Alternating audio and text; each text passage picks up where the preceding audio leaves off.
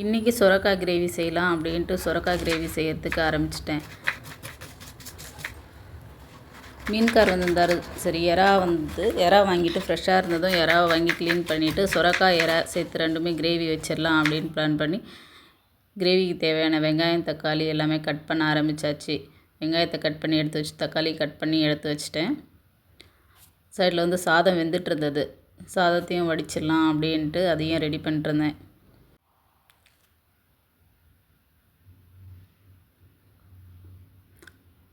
சாதம் வெந்து வந்துச்சு.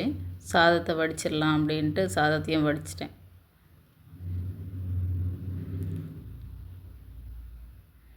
நாங்கள் குக்கரில் வைக்க மாட்டோம். எப்பயும் சாதம் வந்து வடித்து தான் சாப்பிடுவோம்.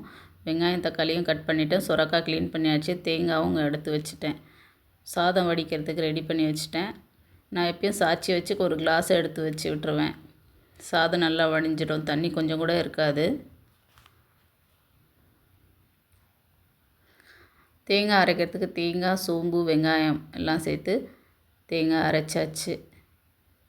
கிரேவி செய்கிறதுக்கு தாளிக்க ஆரம்பிச்சிட்டேன். எண்ணெய் சோம்பு மட்டும் தான் போட்டிருக்கேன்.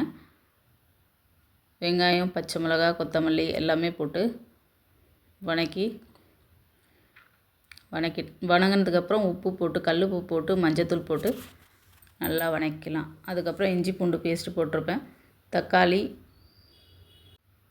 நல்லா வதங்கினதுக்கப்புறம் எறாவை போட்டு சுரக்காய் போட்டு நல்லா வணக்கி எடுத்துக்கணும். நல்லா தண்ணி சுண்டுற அளவுக்கு வணக்கினதுக்கப்புறம் மிளகாத்தூள் மல்லித்தூள் மட்டும்தான் சேர்த்துருப்பேன். இதில் நல்லா வணங்கினதுக்கப்புறம் தேங்காய் அரைச்சி வச்சுருக்கோம் இல்லையா, அதையும் மிக்ஸ் பண்ணி நல்லா தாளித்து விட்டுற வேண்டியதுதான்.